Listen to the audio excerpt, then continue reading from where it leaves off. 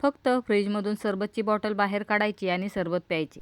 ऑफिसच्या ठिकाणी, ट्रेनमध्ये किंवा बसमध्ये पिण्यासाठी हे सरबत तुम्ही बरोबर घेऊन जाऊ शकता. उन्हाळ्यामध्ये शरीरातील पाण्याची झालेली कमतरता भरून काढण्याचं काम आंब्याचं सरबत करत असतं. शरीर थंड ठेवण्यासाठी आणि जेवण पचवण्यासाठी, वजन कमी करण्यासाठी सुद्धा कैरीच्या सरबताचा उपयोग होतो. तर मी ते 2 तोतापुरी कैऱ्या 15 मिनिटं पाण्यामध्ये भिजवून ठेवल्या, म्हणजे त्यातील उष्णता कमी होते.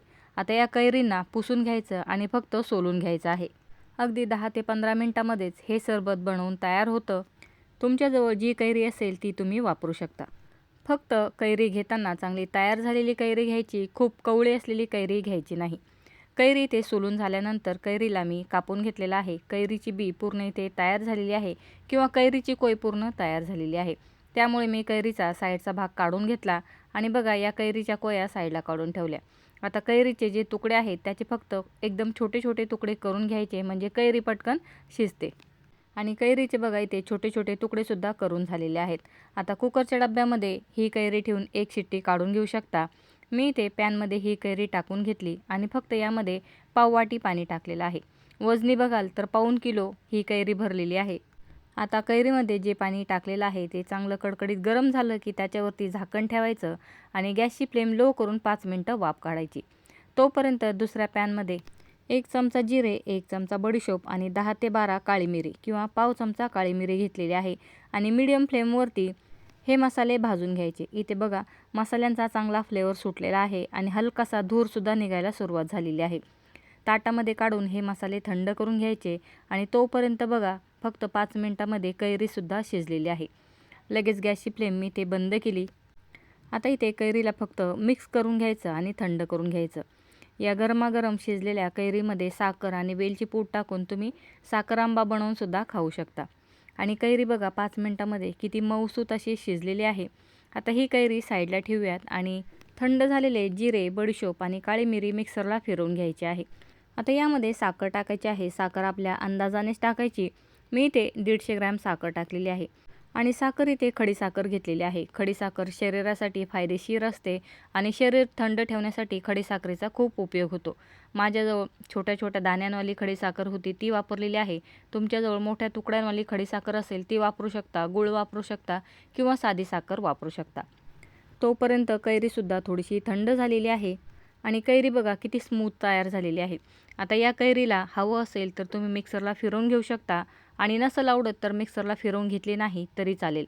यामध्ये फक्त पुदिना आणि आलं बारीक करून किंवा ठेचून किंवा मिक्सरला फिरवून घातलं तरी चालेल. मात्र मी ही कैरी मिक्सरच्या भांड्यामध्ये टाकून घेतली. त्यातच 2 इंच सोलून घेतलेला आल्याचा तुकडा आणि थोडासा पुदिनासुद्धा टाकून सर्व इथे मिक्सरला फिरवून घेतलेलं आहे.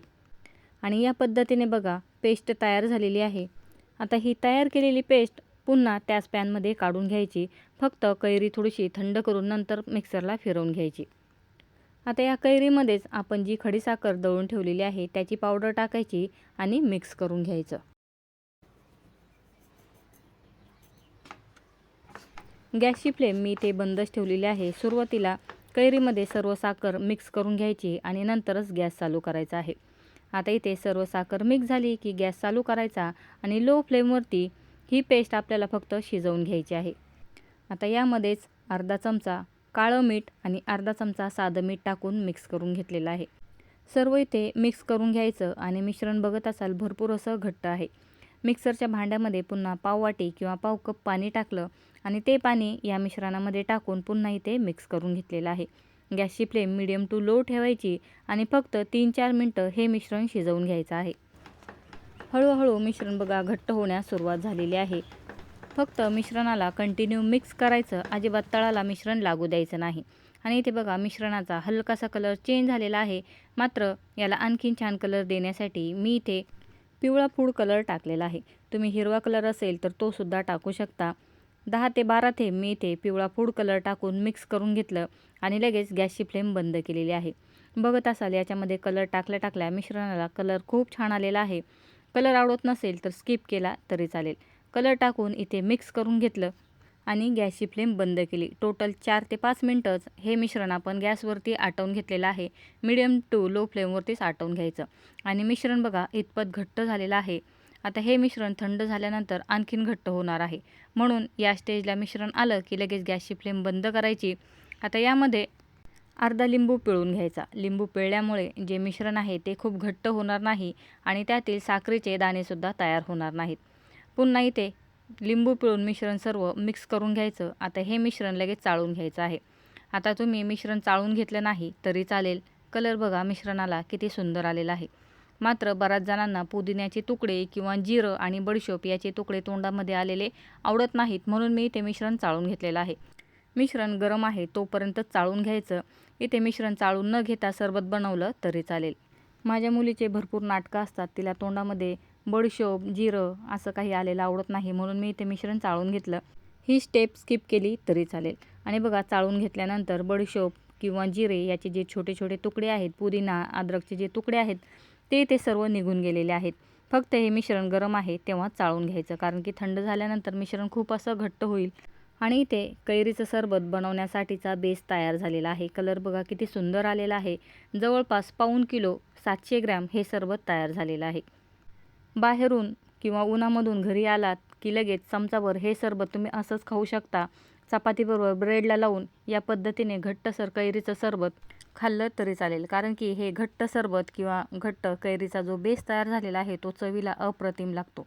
कैरीचं मिश्रण इथे थंड झालेलं आहे. मी लगेच इथे माझ्याजवळ बॉटल आहे त्यामध्ये भरून घेतलं. तुम्ही एखाद्या एअरटाईट किंवा काचेच्या बरणीमध्ये भरून ठेवलं तरी चालेल. आणि आपण जे कैरीचं सरबत किंवा बेस बनवलेलं आहे त्याचं टेक्स्चर बघा किती सुंदर तयार झालेलं आहे. या पद्धतीने बरणी भरून तुम्ही फ्रीजमध्ये स्टोअर करू शकता. 15 दिवस किंवा 1 महिना या मिश्रणाचं सरबत करून एन्जॉय करू शकता. इथे बॉटल भरून झालेली आहे. संपूर्ण मिश्रण थंड झाल्यानंतरच बॉटलमध्ये भरून घ्यायचं. आता इथे मी या बॉटलला झाकण लावून घेतलं आणि ही बॉटल बघा अर्धा लिटरची आहे. अर्धा लिटरची बॉटल भरून इथे बाउलमध्ये भरपूर असं मिश्रण शिल्लक आहे. आता ही बॉटल फ्रीजमध्ये स्टोअर करून घ्यायची. बॉटल भरून एवढा असा बेस अजून शिल्लक आहे. टोटल 6 ते 7 ग्लास सरबत तयार होईल एवढं मिश्रण अजून शिल्लक आहे. तर चला लगेच झटपट सरबतसुद्धा बनवूयात. 1 चमचाभर मी इथे कैरीचं मिश्रण घेतलेलं आहे. आता यामध्ये थंडगार पाणी टाकून घ्यायचं आणि फक्त मिक्स करून घ्यायचं. आपलं सरबत तयार आहे. मी इथे थंडगार अर्धा लिटर पाणी टाकून घेतलं. यामध्ये आवडत असेल तर तुम्ही छोटे छोटे लिंबूचे तुकडेसुद्धा कापून टाकू शकता. आणि इथे बर्फसुद्धा टाकून घेतला. बर्फ टाकल्यामुळे सरबत आणखीन छान लागतं. पाणी थंड आहे त्यामुळे बर्फ टाकला नाही टाकला तरी चालेल, आपल्या आवडीवरती आहे. मी थोडासा बर्फ टाकून घेतला आणि लगेच इथे ग्लाससुद्धा भरून घेतलेले आहेत.